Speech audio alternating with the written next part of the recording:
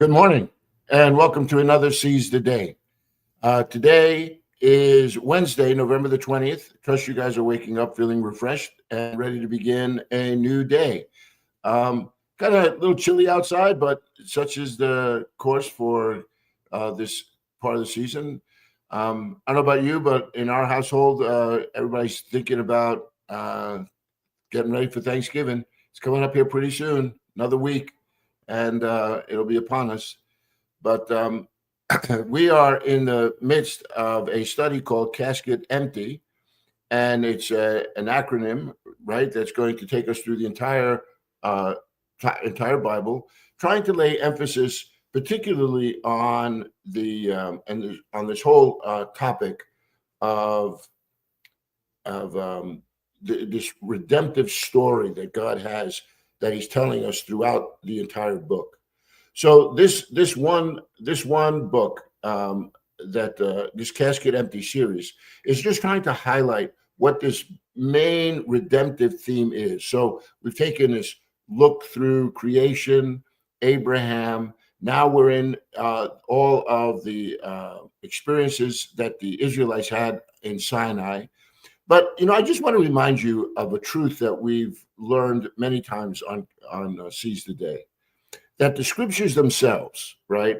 The scriptures themselves are written for examples to us, right? It's God's way of revealing His will and purposes. And to give you an idea of how seriously Jesus took that, is in the Sermon on the Mount in the Gospel of Matthew. Jesus reminds us, right, that all things would be fulfilled. That He didn't want us to think that the law and the prophets, right, that this whole Old Testament, would somehow or another, be done away with. It's not going to be done away. It's going to be fulfilled. And so part of this journey is recognizing that in all of these stories, there are many of them are pointing us to Jesus and building upon what God is going to do in sending His Son into this world. And nowhere do you find that even more prevalent than in this week's study. We're in week 8, and this particular study is entitled Atonement Through Sacrifice. And here we're looking at passages like Leviticus. Here, I just noticed I made an error here. It's Leviticus 4, Leviticus 16, and then Numbers 14. These are the highlighted passages of your week, and and so I thought one thing that we could do together this morning, right, is continue on thinking about these sacrifices that were mandatory and obligated the children of Israel if they were going to have any kind of relationship with God. The different sacrifices that they offered were all meant to cleanse them from the impurity of sin. That's how seriously God takes sin. We noticed earlier this week, there were 5 types of these offerings. That's found in Leviticus chapter 4. And then there was one that you find in Leviticus chapter 16, where it describes the special yearly sacrifice called Yom Kippur, which is the Day of Atonement. And even to this day, they still celebrate Yom Kippur, but they can't do it the way they did it back in days when the temple was erected. See, this offering could only be offered by the high priest, for he alone could enter the most holy place in the tabernacle. And there he was to follow detailed instructions as he offered atonement for the sins of the nation and for himself. This was a gentle reminder to the priests themselves, too, that they also were sinners. So not only did they go in there to bring this atoning sacrifice for the sins of the nation, but they would also first have to do it for themselves. And there was this whole ceremony that kind of reminded them that while they were being set apart to intercede on behalf of the nation, they themselves too were in need of this redemption that God was offering. So today, I want us to turn to the book of Hebrews, and we're going to apply some of what we read about these sacrifices and see how Jesus comes and fulfills them, in particular, this Yom Kippur, right? This Day of Atonement.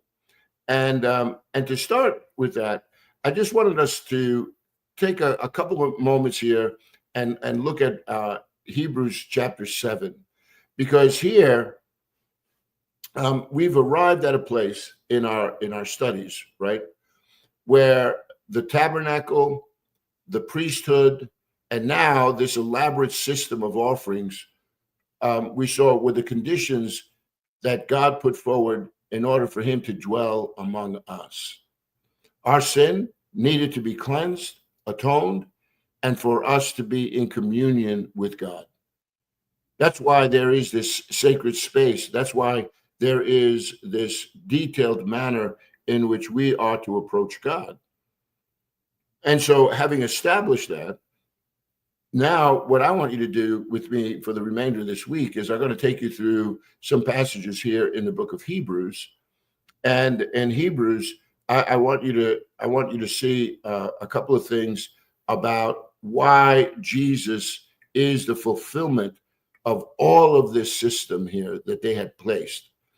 In Hebrews chapter 7 and verse 23, right? So what I'll do is I'm just going to add Hebrews 7 to this little list that I have in front of you. So yeah, here we go. So I put down Hebrews chapter 7, and then we're going to work our way up to chapters 9 and 10. All right. Hebrews chapter 7, great text. It's all about this priesthood. But what I want you to see is that Jesus is the superior priest. So here in Hebrews 7, it says, there have been many of those priests, right, since death prevented them from continuing in office. So all these priests that God had put in place, this was a system that was going on for a very long time. But all of those priests would come to an end of their own life, and they would have to hand those responsibilities over to the next person, right, that was in this line. And so their death prevented them from offering up this service on a continual basis. But Jesus, it says, lives forever, right? He is the resurrection and the life. He is the one who has life within him. And so it says, because Jesus lives forever, he has a permanent priesthood. So the contrast here in Hebrews chapter 7 and verses 23 and 24 is between that which is temporal and that which is eternal. And then in verse 25, he goes on to say, therefore, he is able to save completely those who come to God through him. Why? Because he always lives to intercede for them. So that means that not only is Jesus living forever, but as Jesus lives, one of the things that he is engaged in is making intercession for us. So while the priests offered their sacrifices, it was something that was never fully complete, right? It was always partial. They needed to do it again and again and again. But it says here that Jesus is able to save what? Completely. So it wasn't just being washed that one day, as you find in these Old Testament sacrifices. No, it says Jesus came to save completely. And here's another thing. Continue on in Hebrews 7. Look at verses 26 and 27. It says, such a high priest meets our need. And what is our need? Well, we stand before God filled with sin and guilt and blame, right?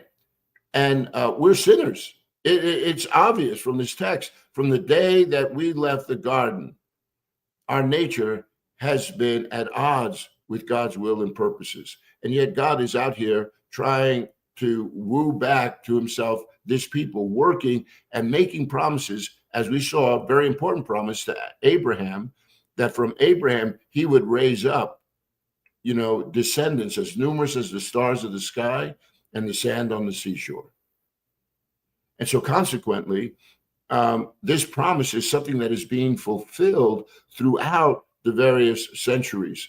God calling to himself this people, because he says, not only do I want to bless them, but through them, I'm going to bless all the world.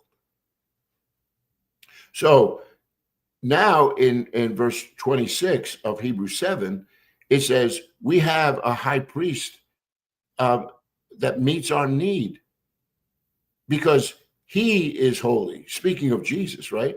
He is holy, blameless, pure, set apart from sinners, exalted above the heavens. Unlike the other high priests, he does not need to offer sacrifices day after day, first for his own sins and then for the sins of the people. No, he sacrificed for their sins once for all when he offered himself. See, because Jesus is much different than the high priests. He's a superior priest. He's blameless. He's pure, set apart, holy.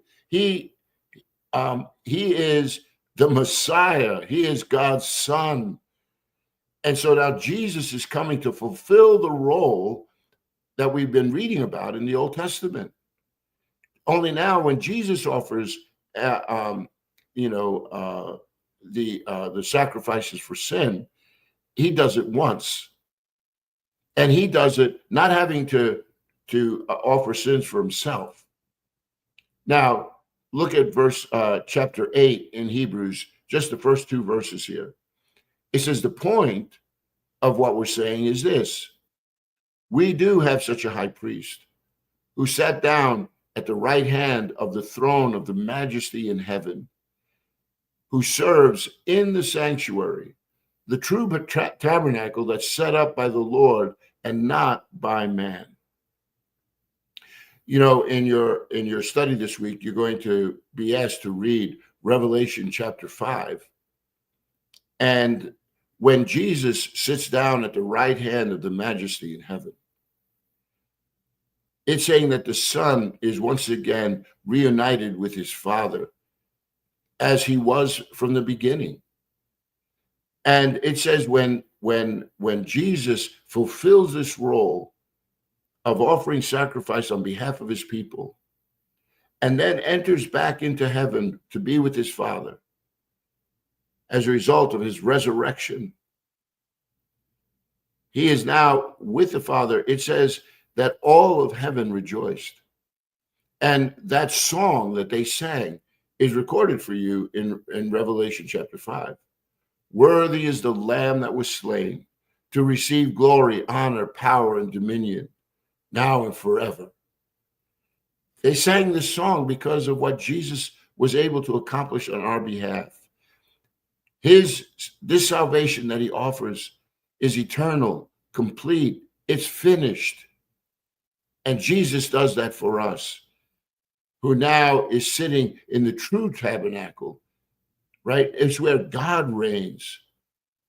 And so Jesus, then, one of the things I want to bring forward to you this morning, right, is that Jesus is the superior high priest here. So now, with Jesus being this high priest that could enter into the very sanctuary of God on our behalf, it no longer is in need of this tabernacle, no longer in need of this temple. And so the writer of the book of Hebrews now begins to take a look back on what Jesus offered. And this is where it gives you a commentary, basically, on what we're reading in the Old Testament books of Leviticus and Numbers, right? So let's take a look at that, because this is going to be really instructive for us to understand something about what God was trying to accomplish. So here in Hebrews 9, it says, now the first covenant had regulations for worship and also an earthly sanctuary. A tabernacle was set up. And that is true, isn't it? In Hebrews 9, 1 and 2, what it's saying to us is what we have been reading in the books of Exodus, where God speaks to the people from the mountain. He gives them the 10 commandments. The people are so freaked out, they say, Moses, don't ever let that happen again. Talk to the Lord, and then you tell us what he shares with you. And the consequence of that is Moses now becomes this intermediary on behalf of the people. So after this event took place of the 10 commandments, Moses goes up to the mountain to receive those 10 commandments. Now, you know the rest of the story, right? He comes down, and there the people are in rebellion. God seeks to destroy them because he said, listen, just this, everything that I just told you, you went against. I said, thou shalt have no other gods before me. You make no idols. And Moses is gone for 40 days, and they're right back to the same practices that they had when they were in Egypt. Those old habits die hard, don't they? But Moses intercedes for them. God relents, gives them another chance.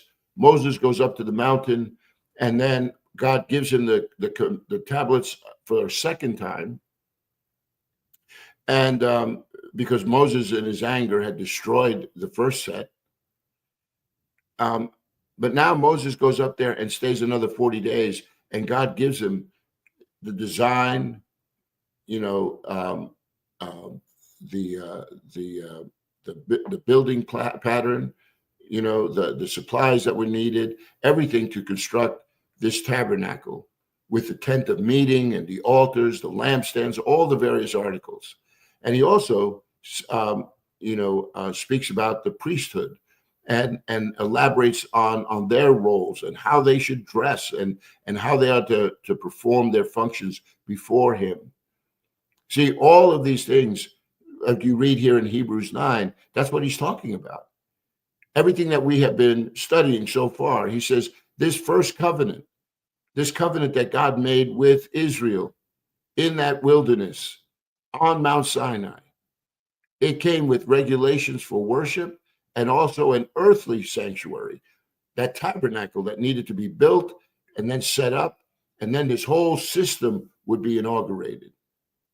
But notice here in verse 6, it says, when everything had been arranged, right? Meaning all the furnishings are made, put into the tabernacle.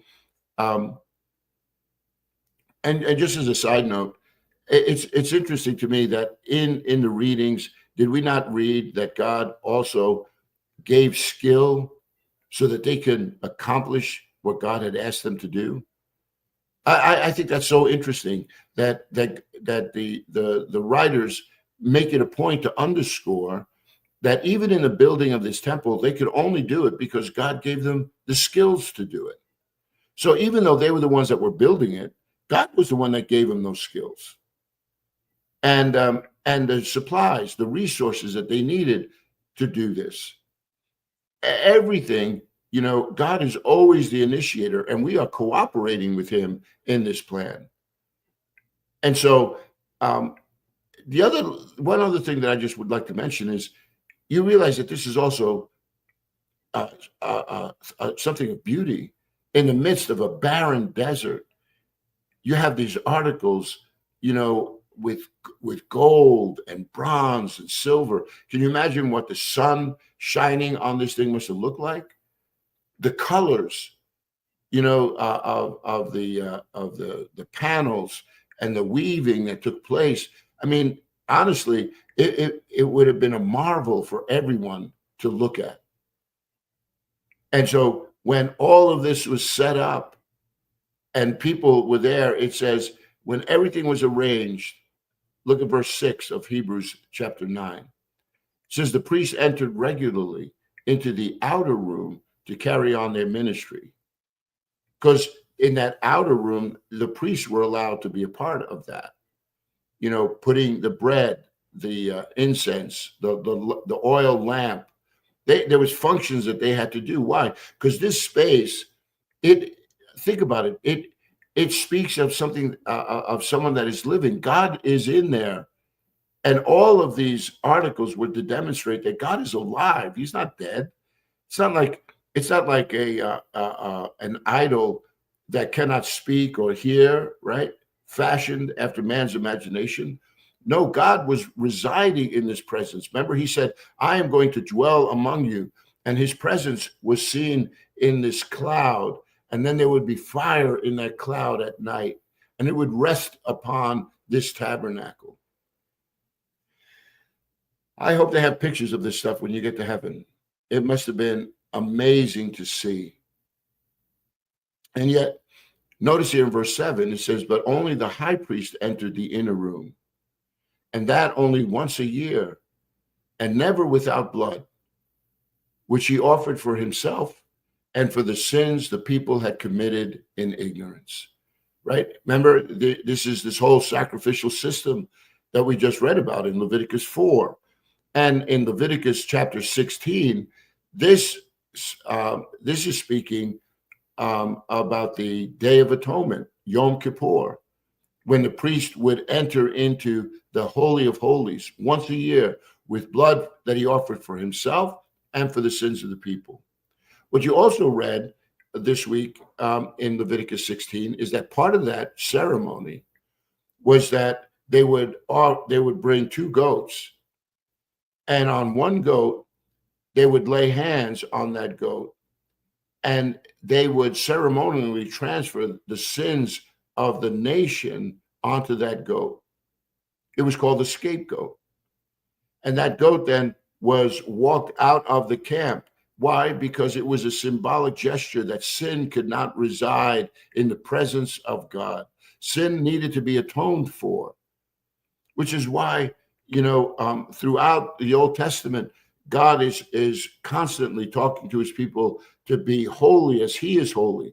And the only way for that to happen is for them to engage God in this system that he had erected, because it would remind them again, not only of the seriousness of sin, but it would also remind them of God's grace, because God forgives and God is approachable. And so they just had to do it in a way in which he prescribed. So on this Day of Atonement, when that scapegoat was taken out of the camp, it was the other goat that was then the blood of that goat would become the redeeming sacrifice for the nation. It was supposed to remove the sins of the nation as people began to put their faith and trust in God. This was a way to be reminded again that God is holy and that they are not. So on this high holy day, this Day of Atonement, it was the priest that did that. And now look at verse 11 in chapter 9. It says, now when Christ came as high priest of the good things that are already here, he went through the greater and more perfect tabernacle that is not man-made, that is to say, not a part of this creation. What is that talking about? Well, what is man-made? It was this tabernacle, right? The tabernacle was in this earth. God came to dwell among us here. And we didn't go to dwell with God at his throne. God made an earthly tent and then sanctified this space and said, I will dwell with you here as a symbol that I'm going to lead you and guide you to bring you into the promise, which was always the promised land. They weren't supposed to be living out in the desert. God took them out of Egypt so that he could bring them into the promised land. And so now it says Christ comes, and everything that we read about Christ as this high priest, right? One who brings a complete sacrifice, who finishes this work, who says that the salvation that he is offering is complete. That Jesus, the high priest, that doesn't have to offer sacrifices for himself, because why? He's holy. He's pure. He's blameless. And so it says when the Messiah, Jesus, right, the Christ, came as high priest, he went through the more perfect tabernacle, not this earthly one, because in Jesus's death, burial, and resurrection, he went all the way back to what? To being at the right hand of God the Father. In fact, there's this great text that's found in the Gospel of John. And if you read in John chapter 17, you read the priestly prayer that Jesus offered to his Father on the eve of his crucifixion. And he says, Father, glorify me now with the glory that I shared with you before the world was. See, Jesus understands that he is about to leave this world and to be with the Father. And the way that was going to take place was through his offering that he would offer on that cross. Jesus becomes this atoning sacrifice for the sins of man, an offering now that would be complete. Only now he brings it all the way back into the very presence of God. And notice here, verse 12 of Hebrews 9. He did not enter by means of the blood of goats and calves, but he entered the most holy place once for all by his own blood, having obtained eternal redemption. See, these sacrifices were that the Israelites were to engage in. They were set up so that people would experience this cleansing from God, that he would say, you would be forgiven, you would be cleansed. And it wasn't just to be done with rote, right? It needed to be done with a believing heart, that you actually did want to submit to God's will and purposes. Otherwise, it was just like checking a box. Okay, I went to church today, or I read my Bible today. But that's not what God is after. He's after a transformed heart, right? A renewed mind. He wants us to know him and to live after him, to put his will and his practices. And when we fail, to be able to come back and realize that we serve a God who is willing to forgive and cleanse us and send us back out there again. Only this time, it's not done in this temporal fashion. Now Jesus does it in a way where he obtains our eternal redemption. So we're going to talk a little bit more about that tomorrow. But you can see how these sacrificial systems now, how they find their fulfillment in Jesus. So we got a lot more to say about that for today, tomorrow. This is a way, right, that we're understanding our Bibles now. We're really understanding all these pieces that are coming together. And there's so many more stories to come. There's so many twists and turns in this story before Jesus arrives, which is what is going to make the rest of our time together so interesting. But I trust that you are beginning to see that God is relentless. He's got a will and a purpose, and he is going to accomplish it. And all of this is meant so that we would have confidence in him. So go out, seize the day, and never forget that God is good all the time. And Lord willing, we'll spend some more time again tomorrow. God bless, my friends.